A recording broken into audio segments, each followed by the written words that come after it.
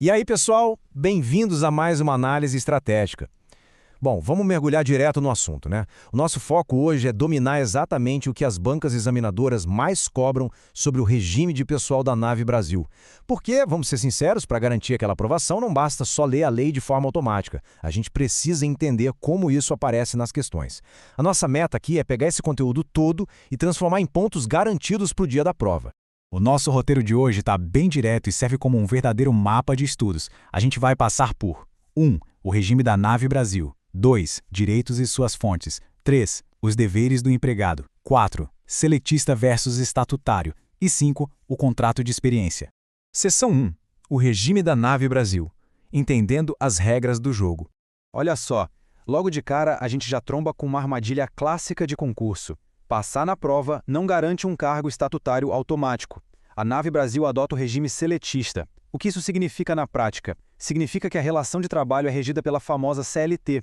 Quem entra lá tem a carteira assinada, recebe as verbas trabalhistas típicas e, claro, passa por um período de experiência, do jeitinho que acontece no setor privado. É uma relação de emprego, e é exatamente essa palavrinha que a banca vai tentar usar para confundir quem está desatento. E é super interessante notar esse contraste. De um lado, a gente tem a CLT, que é a base de todo o setor privado, mas que também se aplica com rigor em empresas estatais. Do outro lado, fica o regime próprio, aquele estatuto aplicável aos órgãos públicos mais tradicionais e autarquias. Então presta atenção, se o enunciado da prova falar em estatuto próprio ou posse em cargo público para a Nave Brasil, pode marcar como errada sem medo, o vínculo ali é puramente seletista.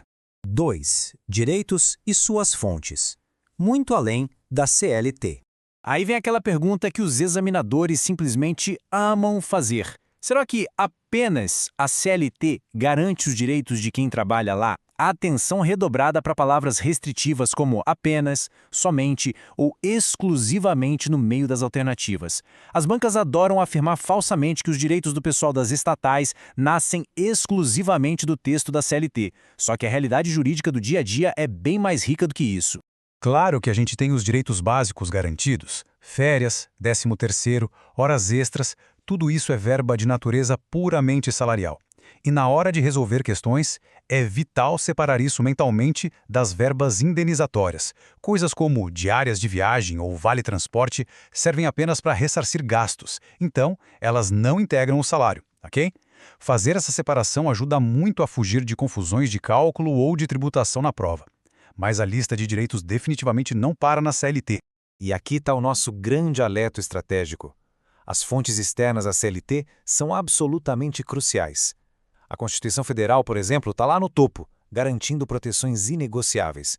E logo abaixo vem os acordos coletivos, as convenções coletivas e até os regulamentos internos da própria Nave Brasil, criando regras e benefícios super específicos. Então, se uma questão afirmar que um direito não vale para o empregado público só porque não está escrito com todas as letras na CLT, desconfie na mesma hora. Convenções e acordos têm uma força normativa gigantesca no ambiente seletista. 3. Os deveres do empregado. A conduta esperada. Entender o que a empresa espera da nossa conduta é o maior atalho para acertar questões disciplinares. A gente está falando de coisas como cumprir o contrato, obedecer a ordens lícitas, agir sempre com boa-fé, não faltar, preservar o sigilo das informações e, claro, zelar rigorosamente pelo patrimônio. Quer um exemplo prático que chove em prova? Usar o computador da empresa e a rede corporativa para ficar navegando na internet por lazer durante o expediente. Isso não é só uma escorregada na atenção, é uma violação pesada do dever de zelar pelo patrimônio e de manter a conduta ética. É o tipo de situação cotidiana que vira um cenário bem complexo na prova. 4. Seletista versus estatutário. O confronto direto. Chegamos na parte que mais rende pontos. Perceber como esses conceitos se opõem é obrigatório para qualquer candidato sério. Pensa bem, no regime estatutário a base é o estatuto, o vínculo é um cargo público, a relação é funcional e a natureza é de direito público, ponto. Já no regime seletista, que é o da Nave Brasil, a base principal é a CLT, o vínculo é de um emprego público, a relação é puramente empregatícia e a natureza jurídica é de direito privado trabalhista. Tirar uma foto mental dessas diferenças vai salvar pontos preciosos. Mas muito cuidado com aquela área de interseção ali no meio, porque é de lá que sai a maioria dos erros. Notem que, apesar das diferenças gigantescas entre cargo público e emprego, os dois exigem exatamente a mesma coisa na porta de entrada, o concurso público. A pegadinha número 1 das bancas é pegar uma frase enorme que parece totalmente correta e trocar sutilmente a palavra emprego por cargo. A vigilância tem que ser total. Entrou por concurso, sim, mas estritamente para ocupar um emprego público. 5. O contrato de experiência. A pegadinha do prazo. Passando agora para o nosso último tópico. O número 90 costuma brilhar nos materiais, porque ele representa o limite máximo de dias para o período de experiência segundo a lei. Mas, gente, vai por mim. Decorar cegamente 90 dias é pedir para cair do cavalo no dia da prova. A banca não quer só saber o teto da lei, ela vai cobrar a forma exata como esse período é dividido lá no edital da empresa.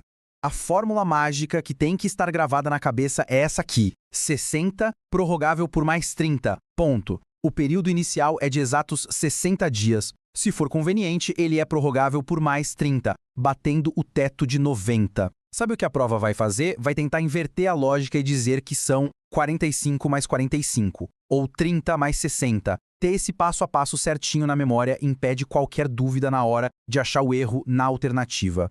E para encerrar a nossa análise com chave de ouro, vale reforçar a regra máxima que está escrita lá no edital. O contrato de trabalho será regido pela CLT. Dominar essa base, saber separar perfeitamente o que é cargo do que é emprego, entender as frações exatas do contrato de experiência é o que cria o verdadeiro diferencial. Fica a reflexão. Será que construir essa base teórica super sólida não é a técnica mais poderosa para fugir das pegadinhas e gabaritar? Pensem nisso. Desejo muito sucesso nos estudos e a gente se vê na próxima análise.